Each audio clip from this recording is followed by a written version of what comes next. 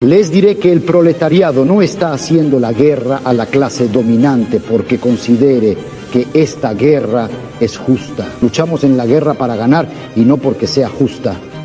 Personalmente no estoy de acuerdo. Por ejemplo, si pudiera convencerme de que la conquista del poder por el proletariado llevaría a un estado policial terrorista en el que la libertad y la dignidad y las relaciones humanas decentes serían destruidas. Entonces no querría que el proletariado tomara el poder. Si es correcto, como yo creo, que un elemento fundamental de la naturaleza humana es la necesidad de trabajo creativo, de investigación creativa, de creación libre, sin los efectos arbitrarios y limitadores de las instituciones coercitivas. Con la noción de naturaleza humana, tú mismo al principio reconociste, creo, que no sabíamos muy bien cuál era esta naturaleza humana. Entonces, ¿no existe el riesgo de que nos esté engañando? Pero si estamos pensando en la transformación social o en la revolución social, aunque sería absurdo, por supuesto, tratar de dibujar en detalle el punto al que esperamos llegar, aún así deberíamos saber algo sobre a dónde creemos que vamos. Antes de seguir con el debate, quiero comentar un par de cosas que considero importantes para entenderlo correctamente. En primer lugar, es que este debate se grabó para la televisión holandesa y de vez en cuando, como ya veréis, aparece un interlocutor poniendo en contexto los diferentes puntos de vista tanto de Chomsky como de Foucault. Es decir, no es una adaptación a la versión original, sino que el formato de la versión original es un interlocutor poniendo en contexto los diferentes puntos de vista. En este debate, el interlocutor habla holandés, Chomsky inglés, Foucault francés y el mediador de vez en cuando habla francés y de vez en cuando inglés. Esto conlleva que cada intervención tenga que ser un vídeo aparte, con una traducción específica, con una corrección de errores específicos, con lo que lleva muchas horas de trabajo, por no hablar que las inteligencias artificiales para traducción de vídeo son muy costosas y para vídeos tan largos como pueden ser este tipo de debates, el coste se eleva muchísimo. Así se hagan una idea aproximada del trabajo y el dinero que lleva este tipo de vídeos. Estoy muy agradecido a los que comentasteis en el anterior vídeo que os gustaría que tradujera este debate, que yo no conocía. He visto algún comentario de personas que están dispuestas a donar para que este trabajo continúe. Dejaré un link en la descripción para hacerse miembro de este canal de YouTube. Obviamente, cuantos más recursos tenga, más vídeos haré y de mejor calidad, pero verdaderamente lo que a mí me satisface y me llena y el motivo por el que hago estos vídeos es para que este conocimiento y este tipo de debates que de otra manera no llegarían a un público hispanohablante, porque de ninguna otra manera yo hubiera entendido a Foucault hablando francés o al interlocutor holandés, y sé que otras muchas personas tampoco lo harían con Chomsky en inglés. Simplemente hago estos vídeos para que todos nosotros tengamos la posibilidad de adquirir este conocimiento y hacer un poquito la humanidad mejor, un poco más sabia y un poco más inteligente. Así que si me dais las gracias por hacer esto, yo os doy las gracias a vosotros por verlo. Y nada, ya me callo y os dejo con el debate. Nos vemos pronto y que tengáis un buen día.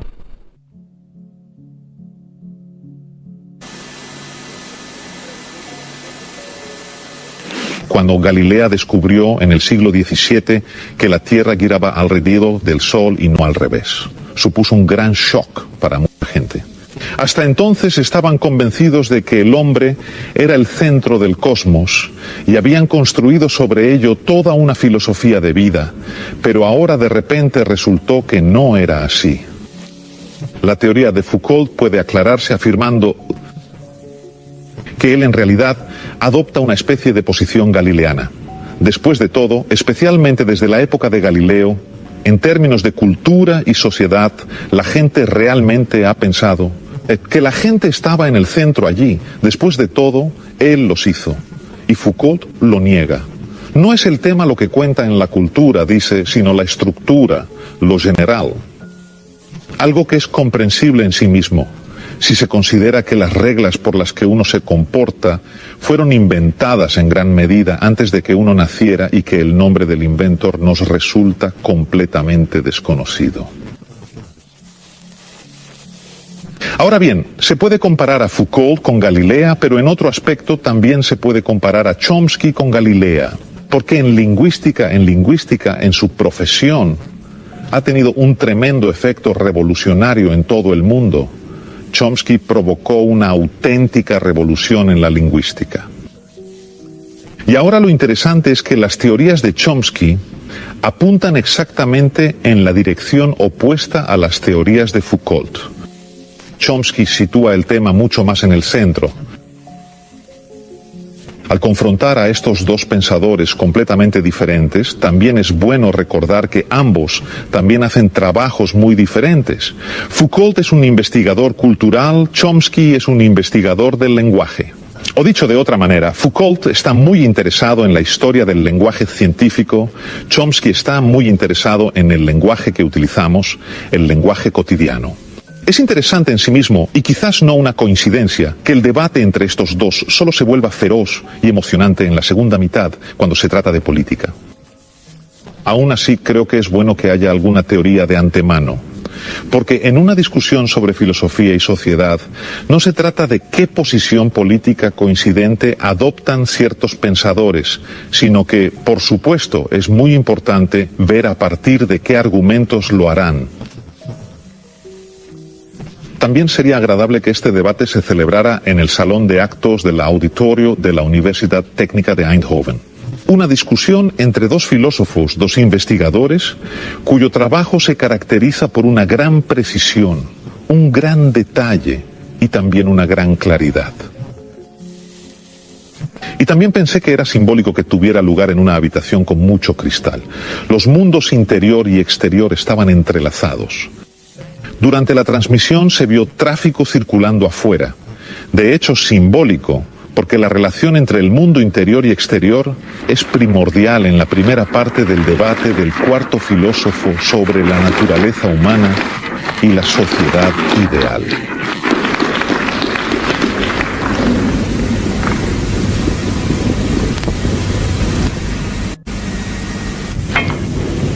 Señoras y señores, bienvenidos al cuarto debate del Proyecto Filosófico Internacional. Esta noche debatirán Michel Foucault, del Colegio de Francia, y Noam Chomsky, del Instituto Tecnológico de Massachusetts.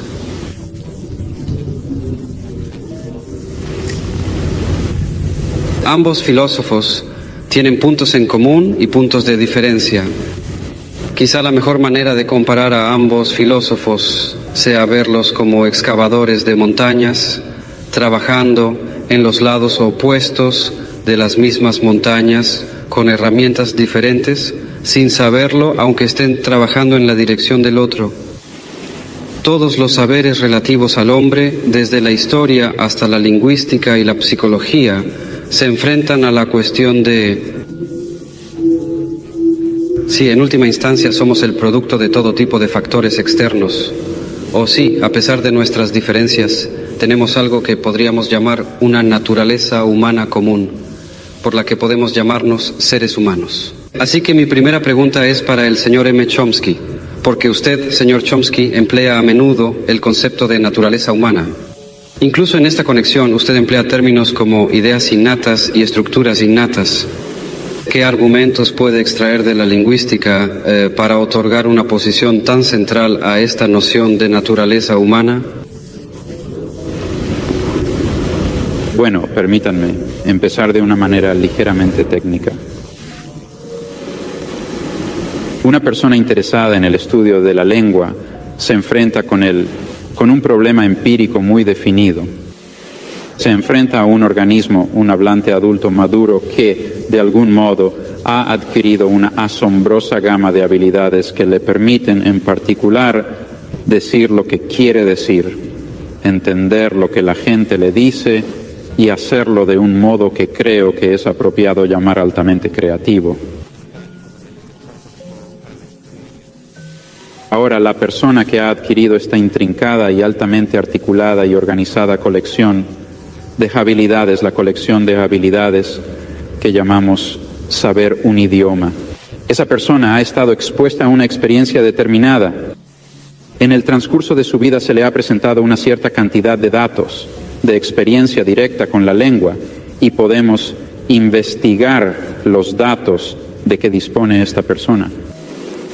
Y habiéndolo hecho en principio, nos enfrentamos a un problema científico muy claro y razonablemente claro y bien delineado, a saber, el problema de dar cuenta de la brecha entre la cantidad realmente muy pequeña de datos, pequeña y bastante degenerada cantidad de datos que se presentan a la persona, al niño, y el muy altamente articulado, altamente sistemático, profundamente organizado, resultante conocimiento que de alguna manera deriva de estos datos. Además, aún más notable, nos damos cuenta de que en una amplia gama de idiomas, de hecho, todos los que se han estudiado seriamente, hay notables limitaciones en los tipos de sistemas que surgen de los muy diferentes tipos de experiencia a la que las personas están expuestas. Bueno, solo hay una explicación posible para lo que se puede decir de una manera bastante esquemática para este notable fenómeno. A saber, la suposición de que el propio individuo contribuye en gran medida, una parte abrumadora, de hecho, de la estructura esquemática general y tal vez incluso del contenido específico del conocimiento que en última instancia se deriva de esta experiencia muy dispersa y limitada. Es decir, por decirlo de alguna manera, el niño debe empezar con el conocimiento, desde luego no con el conocimiento de que está oyendo inglés o neerlandés o francés o cualquier otra cosa, pero empieza sabiendo que está escuchando un lenguaje humano de un tipo muy estrecho y explícito que permite una gama muy pequeña de variaciones. Y es porque comienza con ese esquematismo altamente organizado y muy restrictivo, por lo que es capaz de dar el enorme salto de los datos dispersos y degenerados al conocimiento altamente organizado. Y yo afirmaría entonces que este conocimiento instintivo, si se quiere, este esquematismo que permite derivar un conocimiento complejo e intrincado a partir de datos muy parciales, es un constituyente fundamental de la naturaleza humana.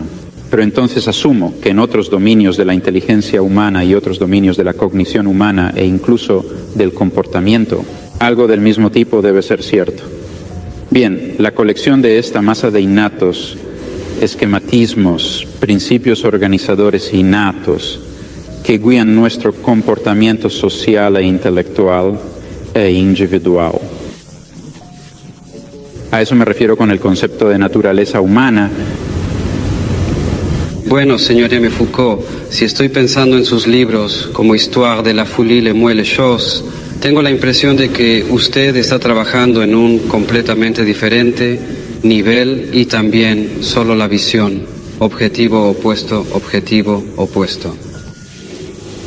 Si estoy pensando en la palabra esquematismo en relación con la humanización, entonces solo estás tratando de entender que hay varios periodos, varios esquematismos. ¿Qué opina al respecto? Bueno, si me lo permite, voy a responder en francés, porque mi inglés es tan malo que me daría vergüenza responder en inglés. Es cierto que desconfío un poco de esta noción de naturaleza humana, pero desconfío de ello por la siguiente razón. Creo que entre los conceptos, entre las nociones que una ciencia puede utilizar, obviamente hay nociones que son de un nivel, que tienen una elaboración, que es una función diferente.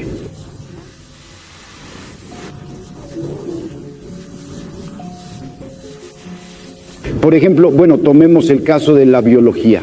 Dentro, en el campo de la biología, tienes conceptos más o menos asentados, como el concepto de reflejo, y luego tenemos otras nociones que en cierto modo son nociones periféricas que no desempeñan una especie de papel organizador dentro de la ciencia, conceptos que no son instrumentos de análisis, conceptos que tampoco son descriptivos.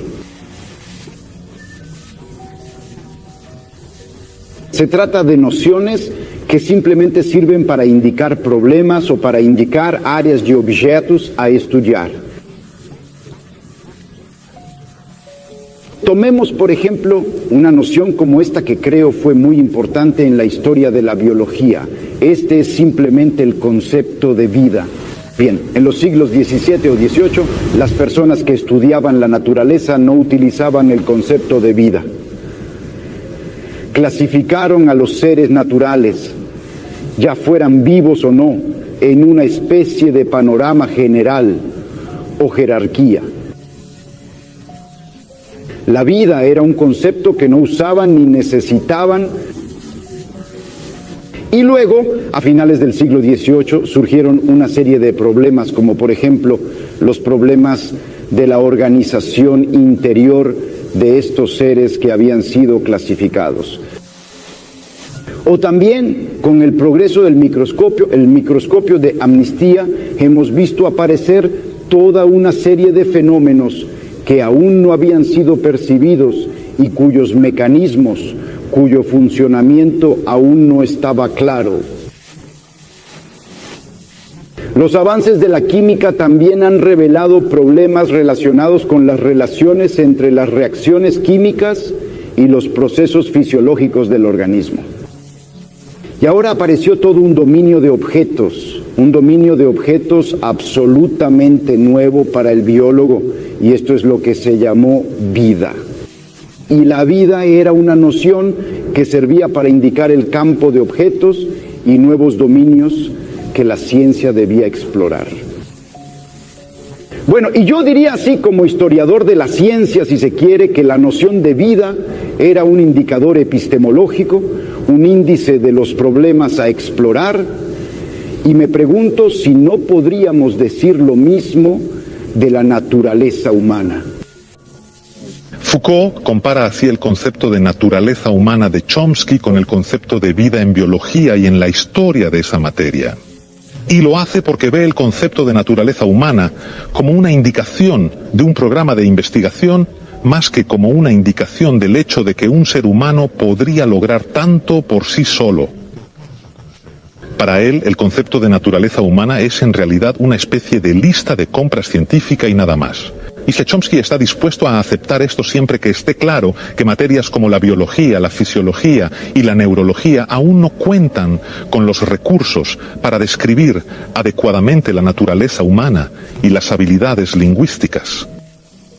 Muy pronto el debate ha llegado a un punto en el que el líder de la discusión en otro lugar tendrá grandes dificultades para mantener a los socios en contacto entre sí. Por supuesto, esto se debe en parte al idioma que hablan, pero en mucha mayor medida se debe al hecho de que Chomsky y Foucault se encuentran cada uno en un mundo de pensamiento diferente, de modo que sus conceptos pasan desapercibidos muy fácilmente. De hecho, llegamos a ver el notable espectáculo de dos mentes que piensan simultáneamente y se turnan para recoger un concepto del argumento del otro y luego iluminar este concepto desde su propio sistema de pensamiento. Por lo tanto, Chomsky desempeña un papel importante en el concepto de creatividad, que ahora será el centro de gran parte del debate. Chomsky, la creatividad es en realidad una característica de todas las personas. Todos trabajan con eso. El usuario de la vía que tiene que pensar qué hacer en el momento, en una situación inesperada. El educador que no quiere caer en patrones de comportamiento autoritarios y tiene que inventar nuevos comportamientos frente a un alumno difícil. Pero esta creatividad se aplica especialmente al niño que aprende un idioma y que, extrañamente, aprende a producir y crear él mismo un nuevo idioma. Foucault es lo contrario de esto. Pide una atención constante al llamado campo epistemológico, dentro del cual se desarrolla la actividad humana. Este campo epistemológico, o episteme, se describe en el perfil como el conjunto de reglas inconscientes que gobiernan la organización general de campos de conocimiento mutuamente separados. Foucault también habla de tableau, también lo llama sistema de elementos, y el debate incluye también la palabra gris, trali o grid. Quizás podamos hablar mejor de una red dentro de la cual todos, en una determinada cultura, piensan, quieran o no. En realidad son reglas que el pensamiento de todos obedece y con la ayuda de las cuales todos buscan ciertas identidades, conexiones, etc. Y esta red no es invención de ciertos individuos. Más bien determina las reglas de los hábitos de pensamiento y de comportamiento, del juego de pensamiento y de comportamiento que llamamos cultura, y al que cada individuo está realmente sujeto. Una red así no es ni una cosa ni una idea, sino que se encuentra exactamente entre la cosa y la idea. Y para Foucault, la historia del pensamiento no es la historia de las ideas, ni siquiera algo así como el desarrollo de la mente o algo así, sino más bien la alternancia de transformaciones discontinuas, de transiciones discontinuas de una red a otra. Se trata de un enfoque completamente diferente al de Chomsky, cuyo foco está en la creatividad.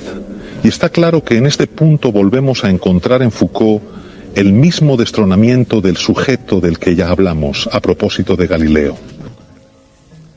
La filosofía de Foucault es una filosofía en la que el propio filósofo desaparece constantemente del cuadro.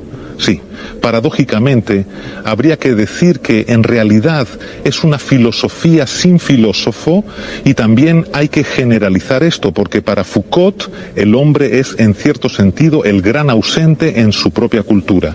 Y en este contexto es muy comprensible que Foucault reaccione bastante ferozmente y negativamente cuando el moderador comienza a mostrar interés en aspectos privados de su existencia. Cuando Foucault debate, se trata de todo menos del propio Foucault.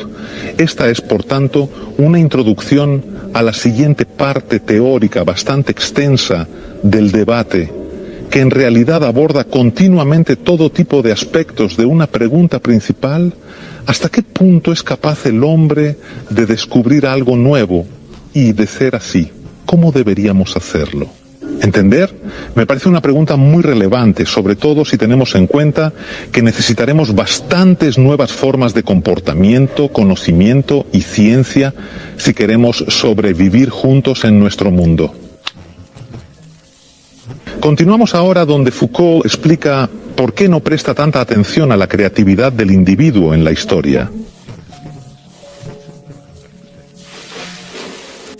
En la historia tradicional de la ciencia, efectivamente, damos el máximo. La tradición dicta que le demos el máximo a la creatividad de los individuos. La historia de la ciencia, hasta hace pocos años, consistía esencialmente en mostrar cómo un individuo, ya fuera Newton o Mendel, lo que fuera, había sido en realidad creador o más bien descubridor de una verdad que estaba ahí inscrita en las cosas y en el mundo, y que nadie antes que ellos hubiera visto. El postulado. Hay, creo, lo que de alguna manera duerme bajo la historia de las ciencias tradicionales. Es esto, es que la verdad está ahí para ser conocida, y que sin embargo la mente del hombre posteriormente, debido a un cierto número de inhibiciones o obstáculos, no pudo ver esta verdad. La mente del hombre está hecha para ver la verdad, y un obstáculo contingente le impide hacerlo. Este obstáculo puede ser, según los historiadores, condiciones económicas y sociales, o puede ser la forma de mentalidades, o puede ser la credulidad, viejos temas y mitos religiosos, por ejemplo, o la moral, en fin. Todo esto es lo que constituye. Como obstáculos, las escamas en los ojos de quien quisiera ver. Pero en la ley, la mente está hecha para ver. En la ley, la mente está hecha para tener acceso a la verdad. En esta concepción tradicional de la historia de la ciencia, por un lado, si se quiere, damos toda la creatividad al individuo que es por derecho poseedor de la verdad, y luego se la quitamos mediante el sistema de obstáculos que vienen de manera completamente contingente para impedirle aferrarse a formular, a construir esta verdad a la que tiene derecho. En principio, entonces el problema que me surgió fue precisamente el contrario. Porque ¿qué pasa cuando asistimos a una gran transformación científica? En una transformación científica, como por ejemplo el nacimiento de la biología a mediados del siglo XVII, o el nacimiento de la filología a finales del siglo XVIII y principios del XIX.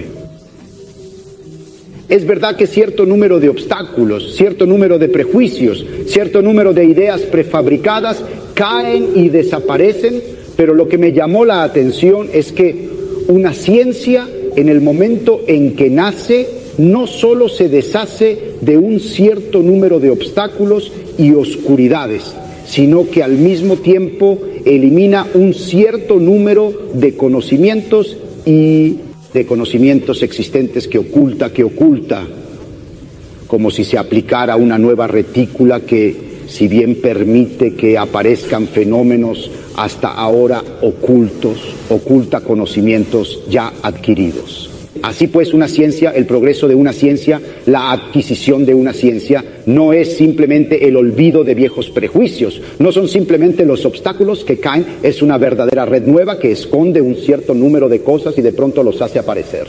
Entonces, cuando critico la noción de creatividad, quiero decir que, de hecho, la verdad no se adquiere como una especie de creación continua y acumulativa, sino como un juego de grises que se aplica uno sobre otro de forma oculta. Creo que en parte estamos hablando con propósitos ligeramente cruzados debido a un uso diferente del término creatividad. De hecho, debo decir que mi uso del término creatividad es un poco idiosincrásico. Y por lo tanto la responsabilidad recae sobre mí, no sobre ti en este caso. Pero cuando hablo de creatividad, no atribuyo al concepto la noción de valor. Es normal cuando hablamos de creatividad, es decir, cuando se habla de creatividad científica se habla propiamente de los logros de un Newton. Pero en el contexto en el que he estado hablando de creatividad es un acontecimiento humano normal. Me refiero al tipo de creatividad que demuestra cualquier niño cuando es capaz de enfrentarse a una situación nueva, describirla adecuadamente, reaccionar ante ella adecuadamente, contarnos algo sobre ella, pensar en ella de una forma nueva para él, etc. Creo que es apropiado llamar a eso actos creativos, pero por supuesto, sin pensar en esos actos como los actos de un Newton, son los niveles más bajos de creatividad de los que te he estado hablando. En cuanto a lo que dices sobre la historia de la ciencia, creo que es correcto y esclarecedor y particularmente relevante, de hecho, para el tipo de empresa que veo ante nosotros en psicología, lingüística y filosofía de la mente. Es decir, creo que hay ciertos temas que han sido deprimidos o dejados de lado durante los avances científicos de los últimos 2 siglos o siglo y medio. Pero ahora creo que podemos superarlas. Es posible dejar a un lado esas limitaciones y olvidos y traer a nuestra consideración precisamente los temas que animaron buena parte del pensamiento y la especulación de los siglos XVII y XVIII. Hay para incorporarlo dentro de una mucho más amplia y creo que más profundo, la ciencia del hombre que dar papel más completo, aunque ciertamente no la esperanza de no esperar a dar una comprensión completa, a nociones tales como innovación y creatividad y libertad y producción de nueva entidad, nuevos elementos de pensamiento y comportamiento dentro de algún sistema de regla y esquematismo. Son conceptos que creo que podemos asimilar. Yo creo que entre lo que dice el señor Chomsky de vez en cuando, lo que estoy tratando de mostrar, en realidad hay muchas similitudes. Es decir, en realidad no hay creación posible ni innovación posible. Podemos, en el orden del lenguaje o en el orden del conocimiento, producir algo nuevo solo poniendo en juego un cierto número de reglas que definirán la aceptabilidad o gramaticalidad de los enunciados o que definirán, en el caso del conocimiento, la cientificidad de las afirmaciones. Entonces, básicamente, digamos que los lingüistas anteriores al señor Chomsky insistió principalmente en las reglas para construir enunciados y menos en la innovación que representaba cualquier enunciado nuevo o la escucha de un enunciado nuevo. Y luego en la historia de la ciencia o en la historia del pensamiento estábamos mucho más acostumbrados a insistir en la creación individual y habíamos dejado a estas especies a la sombra de reglas comunes y generales que están en vigor. oscuramente a través de cada descubrimiento científico, cada invención científica o incluso cada innovación filosófica, normas no solo lingüísticas, sino epistemológicas que caracterizan el conocimiento contemporáneo. Bueno, creo que tal vez pueda tratar de reaccionar a esos comentarios dentro de mi propio marco de una manera que tal vez arroje algo de luz sobre esto. ¿Cómo es posible que seamos capaces de construir una teoría científica? ¿Cómo es posible que, dada una pequeña cantidad de datos, diversos científicos, diversos genios, incluso durante un largo periodo de tiempo, lleguen a algún tipo de teoría, al menos en algunos casos, más o menos profunda y más o menos adecuada empíricamente? Es un hecho notable.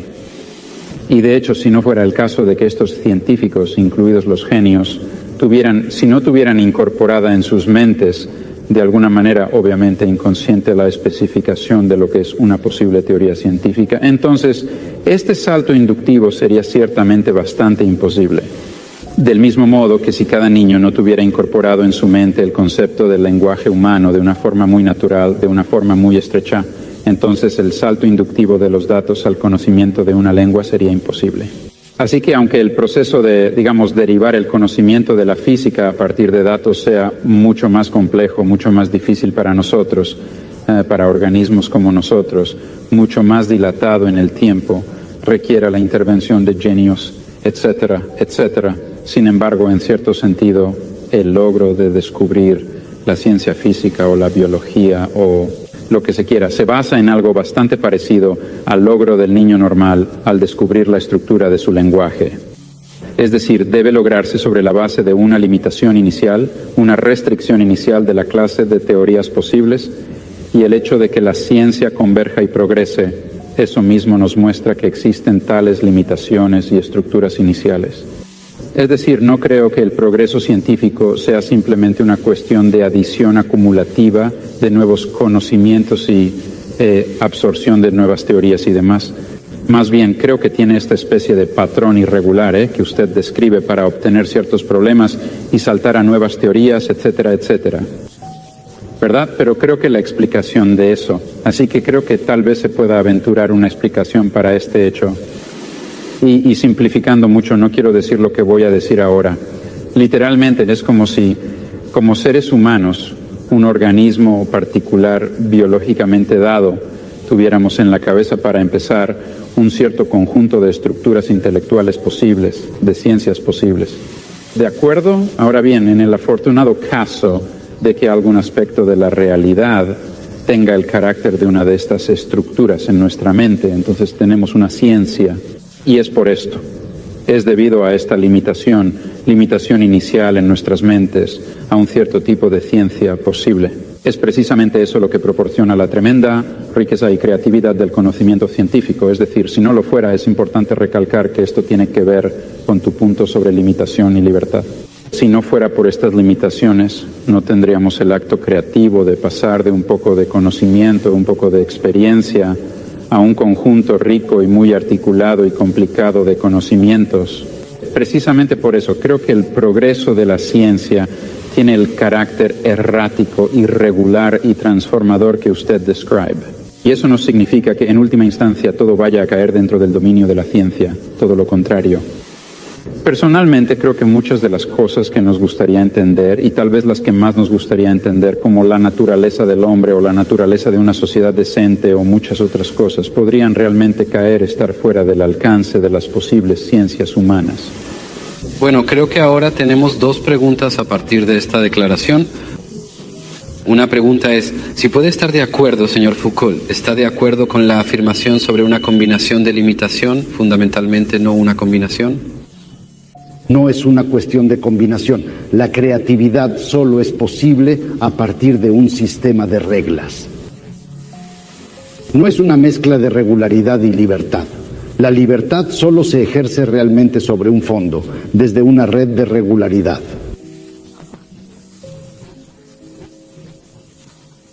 El problema que planteo entonces, y en el que quizás no estoy del todo de acuerdo con el señor Chomsky, es cuando sitúa estas regularidades dentro, por así decirlo, de la mente o de la naturaleza humana. Me pregunto si el sistema de regularidad de limitaciones que hacen posible una ciencia no puede encontrarse en otra parte, incluso fuera de la mente humana, en las formas sociales, en las relaciones de producción, en las luchas de clases, etc. Pero aún así, ¿cuál es el motivo para que hables de vez en cuando de la muerte del hombre o del final del siglo XIX-XX, verdad? Pero eso no tiene nada que ver con lo que estamos diciendo. No lo sé, porque creo, cuando usted se trata de aplicar lo que usted ha dicho a su noción antropológica,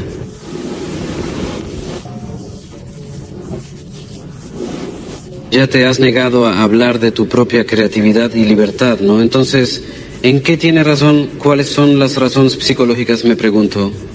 Pero ¿cuáles son quizás tú haces? Pregunta, pero no. Pero ¿cuáles son las razones, digamos, más objetiva quizás para usted, su concepción del conocimiento de la suerte, para negarse a responder preguntas personales? No. Tiene que ver algo con tu concepción de la sociedad.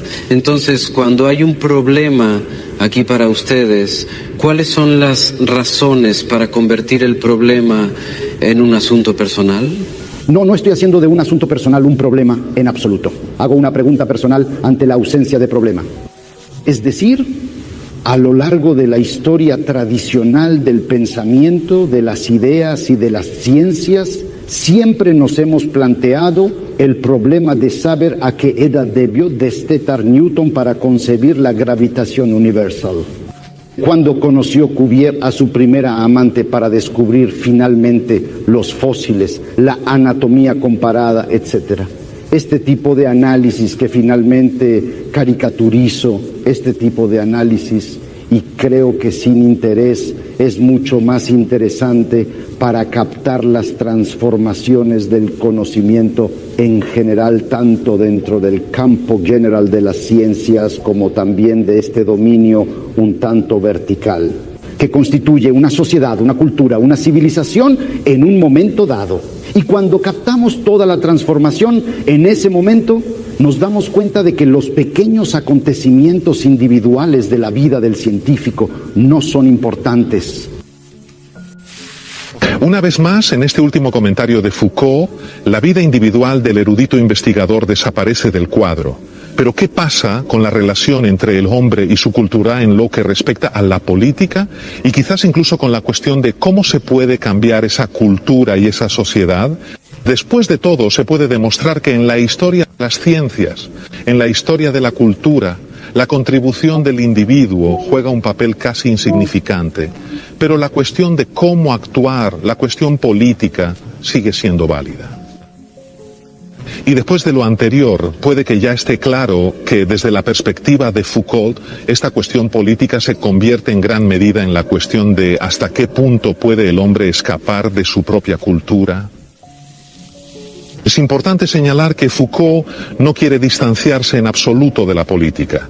Al contrario, dice en alguna parte, cuán cegado ideológicamente tendría que estar para no interesarme por lo más esencial de la existencia humana. Relaciones económicas, relaciones de poder, etc. Chomsky y Foucault coinciden, por tanto, en la importancia de la cuestión política. También puede resultar informativo decir explícitamente que Chomsky llama a su posición política anarcosindicalismo. Cree que es necesario eliminar y romper las diversas formas de capitalismo en favor de la participación directa del trabajador en los consejos obreros, etc. Descentralización, socialización y participación son palabras clave en el programa político de Chomsky. Aunque Chomsky dice que no ve ninguna conexión necesaria entre sus ideas científicas y sus ideas políticas, el siguiente conjunto inicial muestra que se dirige directamente a la política, desde sus puntos de vista científicos. Es posible que sus ideas políticas y científicas no se sigan lógicamente unas de otras, pero sí son paralelas. Bien, permítame empezar refiriéndome a algo que ya he comentado. Es decir, si es correcto, como yo creo, que un elemento fundamental de la naturaleza humana es la necesidad de trabajo creativo, de investigación creativa, de creación libre, sin los efectos arbitrarios y limitadores de las instituciones coercitivas.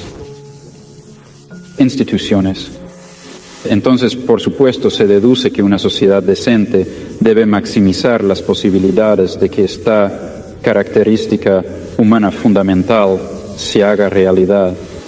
Eso significa intentar superar los elementos de represión, opresión, destrucción y coerción que existen en cualquier sociedad. La nuestra, por ejemplo, como residuo histórico.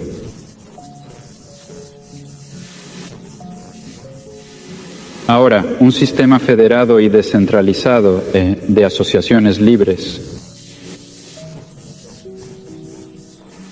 que incorporan instituciones tanto económicas como sociales sería lo que yo llamo anarcosindicalismo. Y me parece que es la forma apropiada de organización social para una sociedad tecnológica avanzada, en el que los seres humanos no tienen que ser forzados a la posición de herramientas de engranajes y una máquina en la que el impulso creativo, que creo que es intrínseco a la naturaleza humana, puede hacerlo como quiera. No conozco todas las formas en que lo hará. Estoy mucho menos avanzado en mi enfoque, voy mucho menos lejos que el señor Chomsky, es decir, admito no ser capaz de definir, ni mucho menos proponer, un modelo ideal de funcionamiento social para nuestra sociedad científica o tecnológica.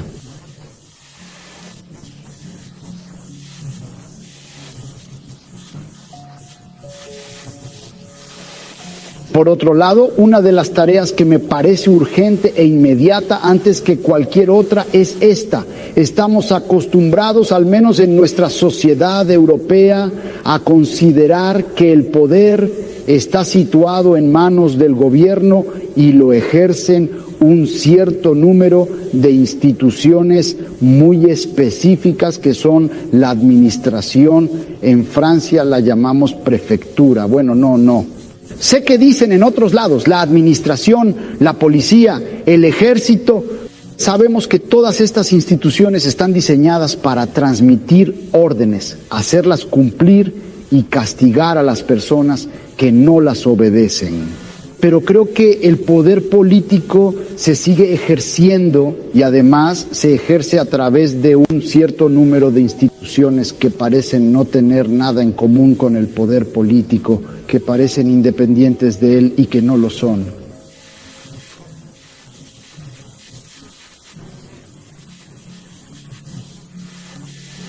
Sabemos bien que la universidad en general, todo el sistema escolar, que aparentemente está hecho simplemente para distribuir conocimientos, sabemos que este aparato educativo está hecho para mantener en el poder a una determinada clase social y excluir a los instrumentos del poder de otra clase social.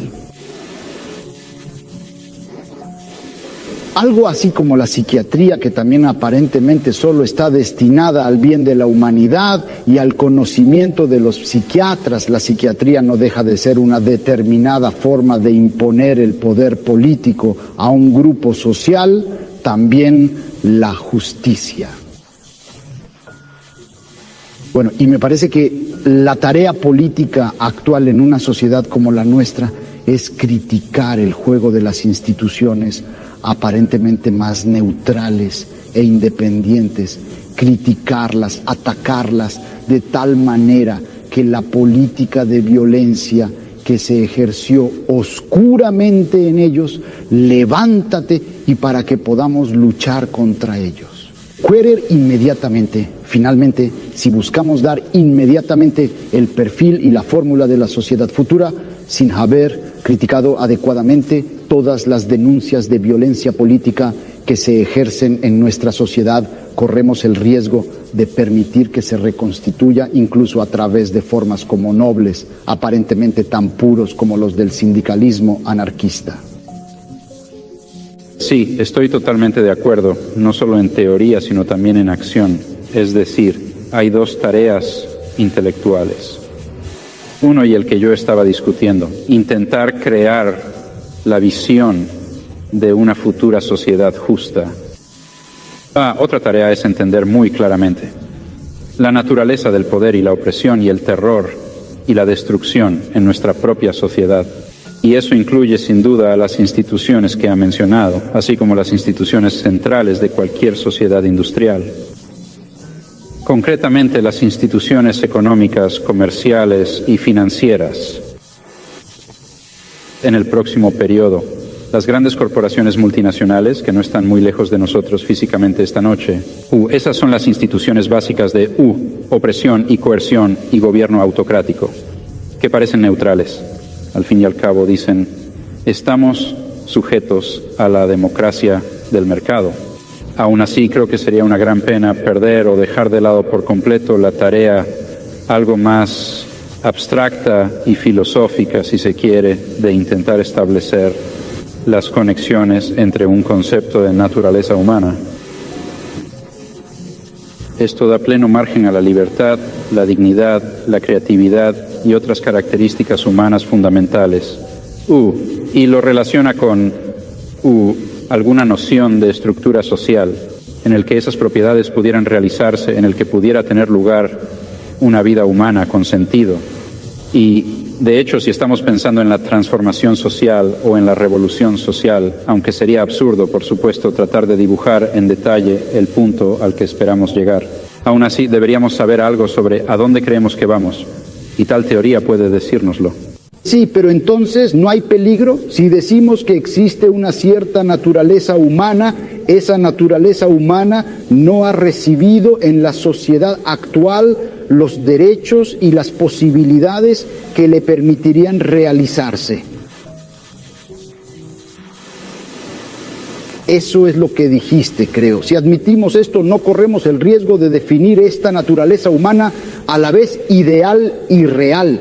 Esta naturaleza humana oculta y reprimida hasta ahora, no corremos el riesgo de definirla en términos que tomamos prestados de nuestra sociedad, de nuestra civilización, de nuestra cultura. Tomaré un ejemplo que es un poco caricaturesco, pero el marxismo de un cierto periodo, a finales del siglo XIX, principios del siglo XX, admitió de hecho que en la sociedad capitalista el hombre no recibía todas sus posibilidades de desarrollo y realización, que la naturaleza del ser humano era efectivamente alienados en el sistema capitalista. Y el marxismo soñaba con una naturaleza humana finalmente liberada. Ahora bien, esta naturaleza humana, ¿qué modelo utilizó el marxismo en aquella época, el siglo XIX, principios del XX? ¿Qué modelo utilizó para diseñarlo, para soñarlo? En realidad era el modelo burgués. El marxismo consideraba que una sociedad feliz era una sociedad que daba cabida, por ejemplo, a una sexualidad de tipo burgués, a una familia de tipo burgués, a una estética de tipo burgués.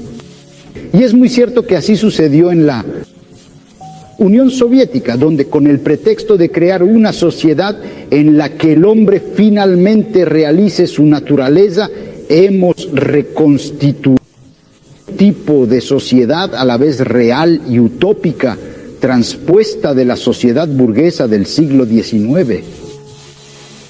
De modo que, con la noción de naturaleza humana, tú mismo al principio reconociste, creo, que no sabíamos muy bien cuál era esta naturaleza humana.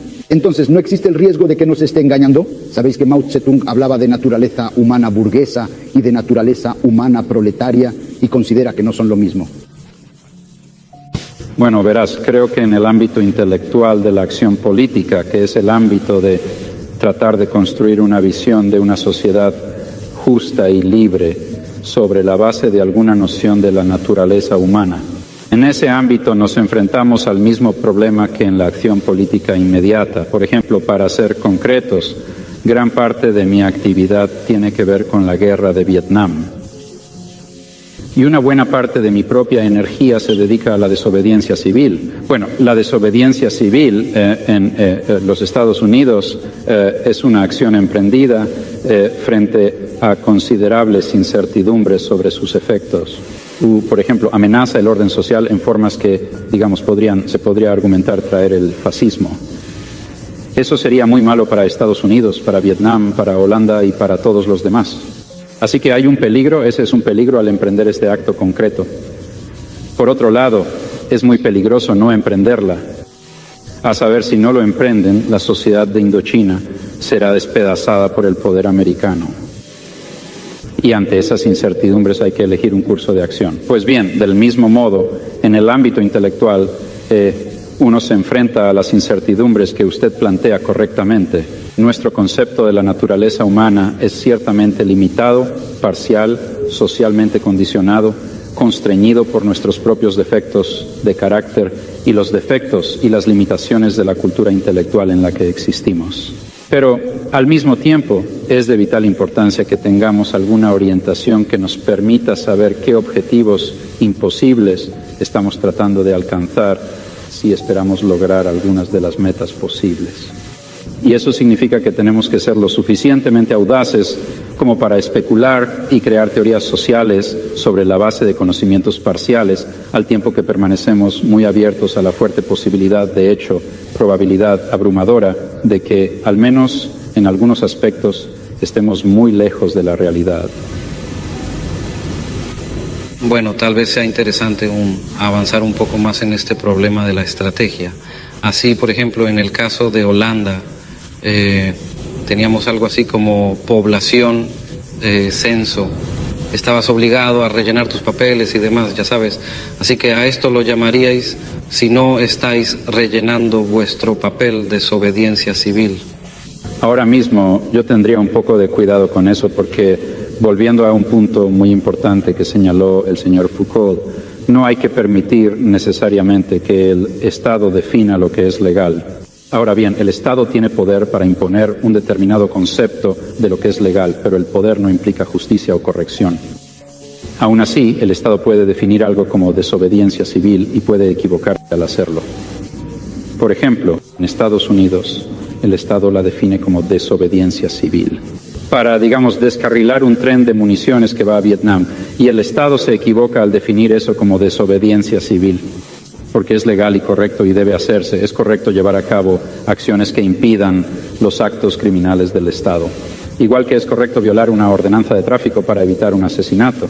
Si estuviera parado en una esquina y el semáforo estuviera en rojo, digamos que estuviera parado en mi coche y cruzara el semáforo. Para evitar que alguien, digamos, ametrallara a un grupo de gente, por supuesto, eso no es violación de la ley, es una acción apropiada y adecuada. Ningún juez en su sano juicio le condenaría por tal acción. Del mismo modo, buena parte de lo que las autoridades estatales definen como desobediencia civil no es realmente desobediencia civil. De hecho, es legal, de hecho, un comportamiento obligatorio en violación de los mandatos del Estado, que pueden o no ser mandatos legales. Así que hay que tener bastante cuidado a la hora de calificar las cosas de ilegales, creo yo. Pero entonces me gustaría hacerle una pregunta. Cuando tú, en Estados Unidos, haces algo francamente ilegal. Lo que considero ilegal, no solo el Estado. El Estado lo considera ilegal. Haces esta acción porque la consideras correcta en virtud de la justicia ideal, o la haces porque la guerra de clases la hace útil y necesaria.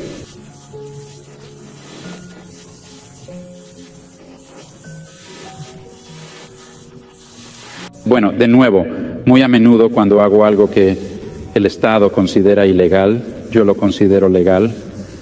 Sí, porque considero que el Estado es criminal, pero en algunos casos eso no es cierto. Es decir, permítanme ser bastante concreto al respecto y pasar del ámbito de la guerra de clases a la guerra imperialista, donde la situación es algo más clara y fácil. Tomemos el derecho internacional, un instrumento muy débil, como sabemos, pero que sin embargo incorpora algunos principios bastante interesantes. Pues bien, el derecho internacional es, en muchos aspectos, el instrumento de los poderosos. Es decir, el derecho internacional permite un abanico demasiado amplio de intervenciones internacionales por la fuerza en apoyo de las estructuras de poder existentes que se definen a sí mismas como estados y en contra de los intereses de las masas populares que resultan estar organizadas en oposición a los estados. De hecho, el derecho internacional no es únicamente de ese tipo.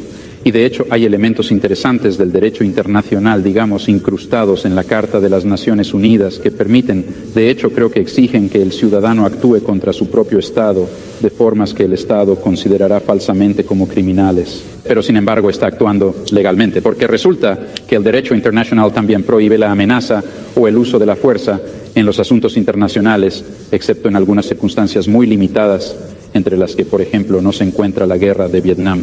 Lo que significa que en el caso particular de, digamos, la guerra de Vietnam, el que más me interesa, el Estado americano está actuando en calidad de criminal y la gente tiene derecho a impedir que los criminales asesinen a la gente. El hecho de que el delincuente califique tu acción de ilegal cuando intentas detenerle no significa que sea ilegal. Un caso perfectamente claro de ello es el actual caso de los papeles del Pentágono en Estados Unidos, que supongo conoces, reducido a lo esencial y olvidando legalismos. Lo que ocurre es que el Estado intenta perseguir a la gente por denunciar sus delitos. En eso consiste. Por tanto, es en nombre de una justicia más pura que usted critica el funcionamiento de la justicia. Es para mí, si quieres, es importante saberlo porque actualmente estamos celebrando un debate en Francia sobre el problema de la justicia y de la institución de un tribunal popular sobre la justicia. Ya conoces el problema. Y un cierto número de personas, como Sartre, por ejemplo, piensan que para criticar actualmente el sistema penal francés o para criticar las prácticas policiales, el modo en que se comporta la policía, es necesario crear una especie de tribunal que, en nombre de justicia ideal, de justicia superior, de justicia humana en general, condenará la práctica de los jueces franceses o de los policías franceses. Y luego hay otro grupo de personas, y siento que trabajo con estas personas que dicen que no se debe hacer eso, porque cuando te refieres a la justicia ideal que se supone que aplicaría el tribunal, en realidad estás refiriéndose a un cierto número de ideas de justicia que han sido formadas en nuestro tiempo por un cierto grupo de individuos que son ellos mismos, a pesar de todo, de manera directa o indirecta, productos de la sociedad en la que nos encontramos. Debemos atacar las prácticas de justicia, debemos atacar a la policía, debemos atacar las prácticas policiales, pero en términos de guerra y no en términos de justicia. Pero verás, seguramente crees que tu papel en la guerra es un papel justo, que estás luchando en una guerra justa para traer un concepto de otro dominio. Y eso creo que es importante. Si pensabas que estabas luchando en una guerra injusta, no podías seguir esa línea de razonamiento. Y la única me gustaría reformular ligeramente lo que has dicho. No me parece que las diferencias entre legalidad y justicia ideal es más bien entre legalidad y mejor justicia. Ahora bien, este sistema mejor puede tener sus defectos, sin duda los tendrá. Pero comparando el sistema mejor con el sistema existente y sin confundirnos pensando que nuestro sistema mejor es el sistema ideal, podemos entonces argumentar, creo, de la siguiente manera, que el concepto de legalidad y el concepto de justicia no son idénticos, tampoco son totalmente distintos. En la medida en que la legalidad incorpora la justicia en esta noción, en este sentido de que una justicia mejor se refiere a una sociedad mejor, entonces deberíamos seguir y obedecer la ley y obligar al Estado a obedecer la ley y obligar a las grandes corporaciones a obedecer la ley y obligar a la policía a obedecer la ley, si tenemos el poder de hacerlo, por supuesto. Pero por último, si en aquellas áreas en las que el sistema legal resulta representar no una justicia mejor, sino más bien las técnicas de opresión que han sido codificadas en un sistema autocrático particular, entonces un ser humano razonable debería ignorarlas y oponerse a ellas. Al menos en principio, puede que por alguna razón no lo haga, de hecho. Solo quería responder a su primera frase cuando dijo: pero la guerra que está librando contra la policía, si no la considerara justa, no la libraría. Entonces les responderé un poco en términos de Spinoza. Les diré que el proletariado no está haciendo la guerra a la clase dominante porque considere que esta guerra es justa. El proletariado está haciendo la guerra a la clase dominante porque quiere, por primera vez en la historia, tomar el poder. Y precisamente porque quiere tomar el poder, considera justa su guerra. Luchamos en la guerra para ganar y no porque sea justa. Personalmente no estoy de acuerdo. Por ejemplo, si pudiera convencerme de que la conquista del poder por el proletariado llevaría a un Estado policial terrorista en el que la libertad y la dignidad y las relaciones humanas decentes serían destruidas. Entonces no querría que el proletariado tomara el poder. De hecho, la única razón para desear algo así, creo, es porque uno piensa, con razón o sin ella, que algunos valores humanos fundamentales se conseguirán con esa transferencia de poder. Entonces te responderé esto: cuando el proletariado tome el poder, es muy posible que ejerza un poder violento, dictatorial e incluso sangriento sobre las clases sobre las que acaba de triunfar.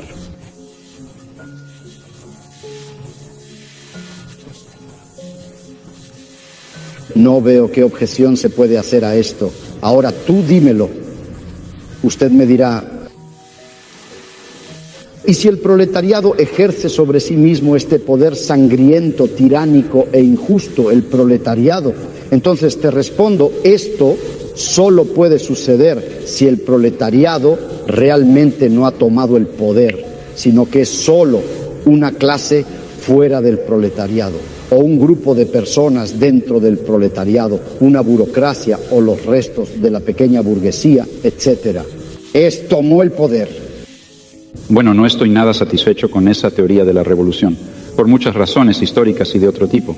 Pero incluso si uno fuera a aceptarlo por el bien del argumento, todavía esa teoría se mantiene. Eso es sostener que es propio del proletariado tomar el poder y ejercerlo de forma violenta y sangrienta e injusta. Porque se afirma, en mi opinión, falsamente, que eso será, que eso conducirá a una sociedad más justa en el que el Estado se marchitará, en el que el proletariado será una clase universal, etcétera, etcétera. Si no fuera por esa justificación adicional, el concepto de dictadura del proletariado, violenta y sangrienta, sería ciertamente injusto. Al menos yo, por ejemplo, no soy un pacifista convencido. Es decir, yo no sostendría que en todas las circunstancias imaginables es incorrecto utilizar la violencia. Aunque el uso de la violencia sea en cierto sentido injusto, creo que hay que estimar las injusticias relativas. Pero el uso de la violencia y la creación de cierto grado de injusticia solo puede justificarse por sí mismo sobre la base de la demanda y la evaluación. Lo que siempre debe hacerse muy, muy seriamente y con una buena dosis de escepticismo, que se ejerza esta violencia, porque se va a conseguir un resultado más justo si no tiene esa conexión a tierra. En mi opinión, es totalmente inmoral. No creo que el ideal de la guerra de clases, en definitiva el objetivo que se propone el proletariado al librar la guerra de clases, no creo que sea suficiente decir que es una mayor justicia.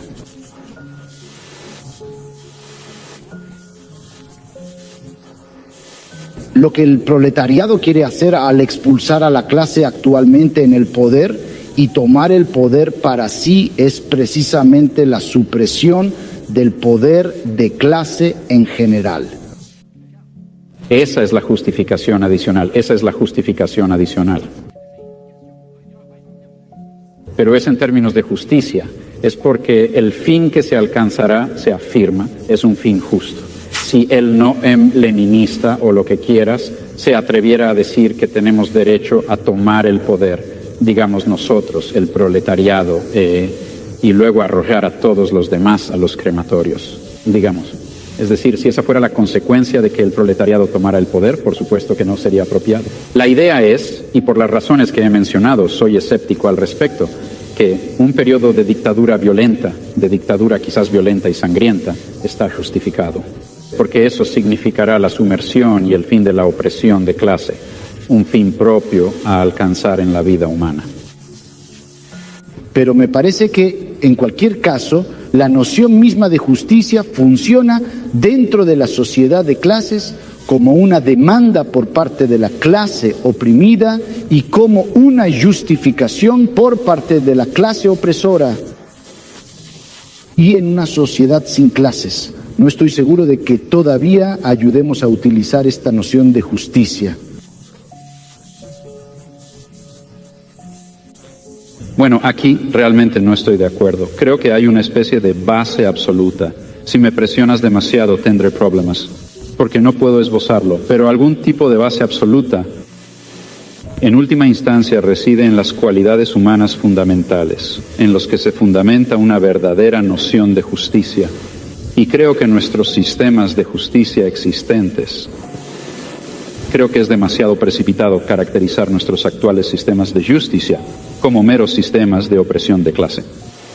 No creo que sean eso, creo que lo son, que encarnan sistemas de opresión de clase y encarnan elementos de otros tipos de opresión, pero también encarnan una especie de tanteo hacia él, cierto, humano, concepto humanamente valioso de la justicia y decencia, y el amor y la bondad y la simpatía y así sucesivamente, que creo que son reales. Bien, tengo tiempo para responder. ¿Cuánto cuesta? 2 minutos. Yo diría que es injusto, absolutamente.